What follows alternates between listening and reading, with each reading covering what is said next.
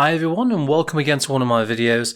Now today I'm going to talk to you about black paint and painting black feathers in watercolour. I'll go through the process with you on how I painted this blackbird's head and how I used different colours alongside that black paint to make it really stand out. Let's make a start. Hi, I'm Paul Hopkinson, a British wildlife artist and an online tutor. Welcome to my channel. Now to begin with, when you start working on black feathers, as we know it's not completely black because when you really kind of pinch into the details on the reference photograph, you can see colours behind the scenes. So look further past those feather marks, okay? So if you've got a very large photograph, pinch deep into that photograph and they can start to see some of the colours behind those feathers. And these are the colours, very often colours such as blue, believe it or not, is quite often behind there, but also alizarin crimson is quite a popular one as well, I find, and other really bright colours, even burnt sienna. So I'm going to start off with this. I've already got the wash on the head, as you can see, by using a little bit of a hint of blue within some black, but very watery. Now when that was nice and dry, I decided to start with my size 00 brush and start working all the fine details for this first layer. Now I'm not going to go too dark with this layer. I want to make sure that the brush marks are not too kind of deep in colour. I've got a watery mix of black with little bits of indigo mixed in with it. And because it's so watery, it actually looks kind of pale grey on the paper. Now one thing I'm doing when I'm painting something like this, I'm constantly looking at the angles that we can see within the feathers. Because when you paint these lines in the correct directions, that will help kind of create the overall round feel, if you wish, like a three-dimensional shape, which you need to get more of a realistic feel to this blackbird. So look at the lines, look at the direction these lines have got to go in as well. But I'm also looking at the direction of the lines, as well as the thickness, the curve, the actual shape, obviously, which is vital when you're trying to get the proportions right as well. I'm trying to get that feeling really of depth within the feathers. So even with this underlayer of paint, I'm actually painting everything as though it could be on show. When I'm trying to layer these feathers on the top of the head with this kind of very pale watery wash of colour, I'm trying to do this in like mini half circles really. So imagine doing a circle shape, imagine it over the top of the paper without touching that paper. As you come down on one half of that circle, you're catching that paper. Okay, so imagine drawing a circle in the air and just catching the bottom of that circle as it comes down to kind of touch that paper surface. And that's what I'm doing here, trying to get that round curved feel to these feathers as I'm gradually building up the details. Just remember that black paint, you don't really want to use it by itself because it can look really flat and really bland. So do mix a colour with it.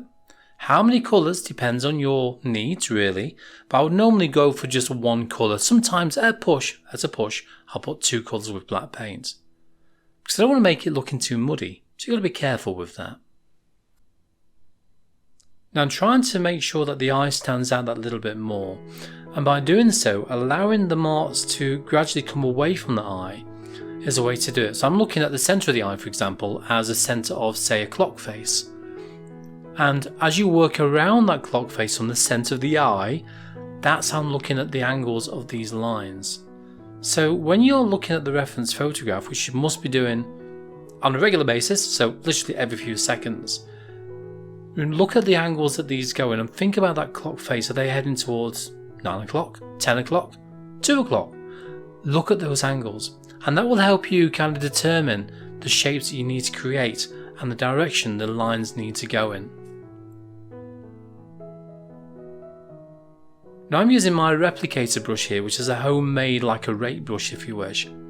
So I'll tell you what I'll do, I'll put a little link into the top right hand corner of the screen for you for a video clip on how I made this, and it is literally from a very old brush, ready for the bin. Now one thing I like to do between every single layer is to soften them down. So for that I'm going to use a larger brush and just have it damp, don't have it soaking wet, otherwise you just end up blurring all the details away. All you want to do is just literally just soften them back just a touch. But you do this in the direction that the lines go, okay, otherwise you'll end up moving them all over the place. So barely touching the paper with a damp, clean brush though, keep washing that brush out. otherwise you're just moving paint from one place to another. Just lightly soften those lines back. Then once this layer is nice and dry, we can then add another layer of detail over the top.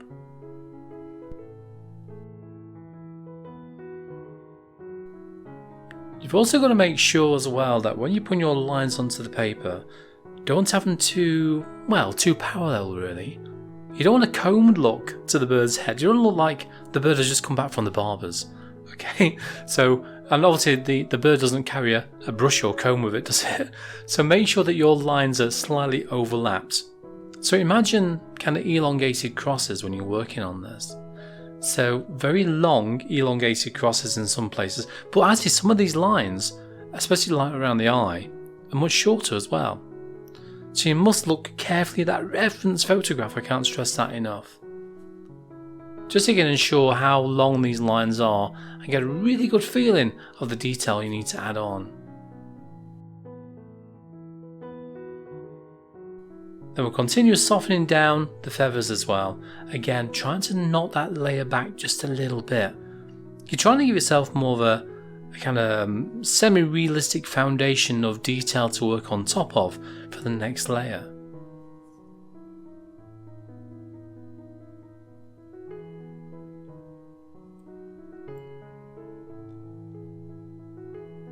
I'm also imagining the curve that I can see through these colours that's already on there. So the top of the head you can see just slightly bluer. And that's because as the light goes over the top of it, obviously the light catches the top of the head, but then you've got the way that the top of the head curves backwards. And as things go backwards, for a little bit further into the distance, you find they can be a little bit bluer. Okay? You find that too when people paint landscapes as well, don't you? That sometimes the mountains in the distance are, well, a little bit blue, but that's because it's showing the distance feel to it. And that's how I tend to look at when I'm painting something like this, to eventually create like a, well, like I say, like a three-dimensional feel, a more realistic feel to the painting.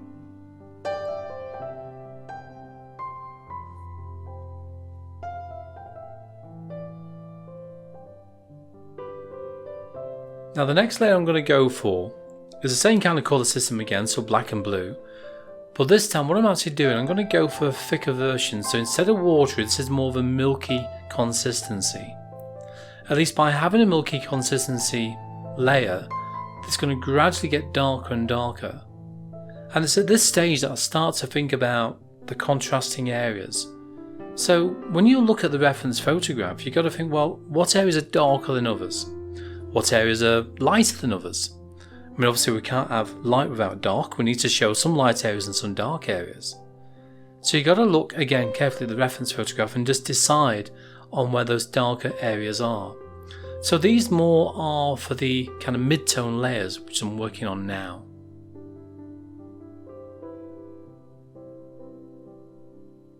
You can see already around the eye how adding this next layer of what is in effect like a grey-blue paint is starting to build that blacker feel to the bird's head.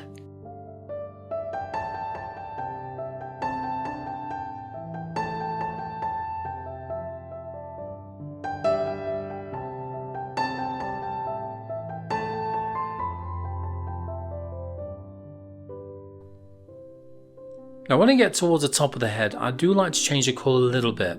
Sometimes I might add a little bit more blue to it, and that will enable me to give that more of a, again, the curved feel, the more slightly distanced feel to the top of the head.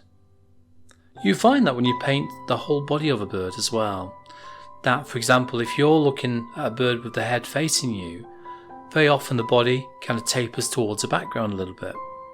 So you will normally find that when you paint anything that tapers away in the distance, you'll be adding that a little bit more blue colour to it. But anything further forward, as in this case underneath the eye, is much warmer in tone, so you need to add that little bit of brown paint to that black mix. Now don't forget to subscribe and click on that little bell icon down below. At least that way when I do put a new video on here for you to watch, YouTube should let you know. And by adding this down in the lower section of the face, again like I mentioned earlier on, this is now closer to us, so I want to add a little bit more warmth within the feathers in this area. And this is going to stay sort of semi behind the scenes, so this is going to be sandwiched right in the middle of the painting. because I'll be adding more detail over the top of this once it's dry.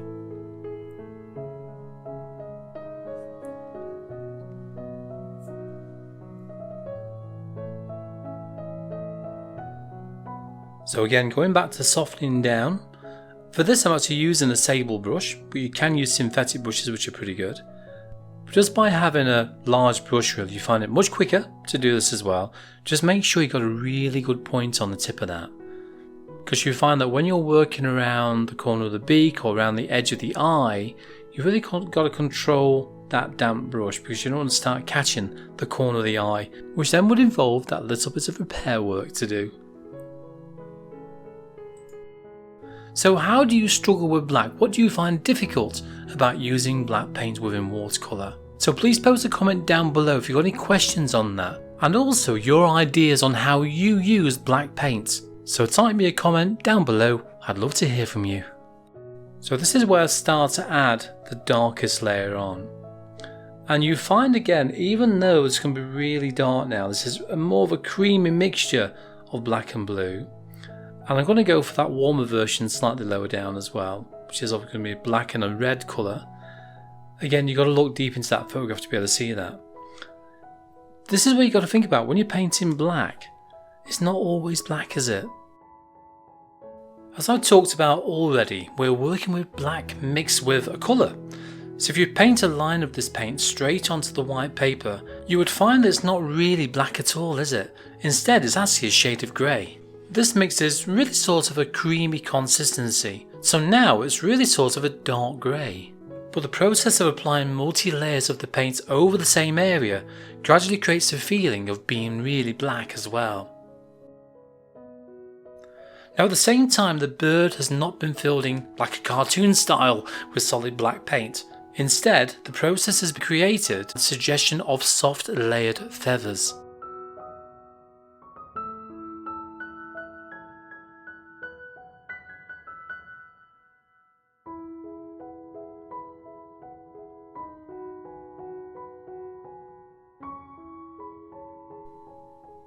So now you can see this painting coming together as I'm gradually overlapping these lines once again for this next layer of paint.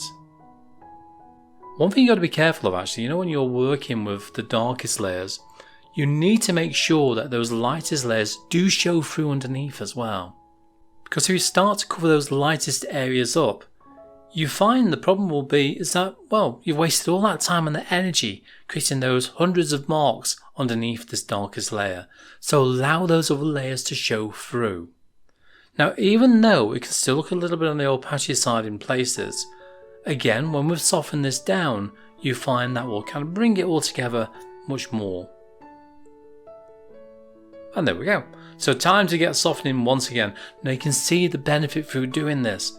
Look how much that is just gradually bringing the lines together, but yet we can still see those individual line marks.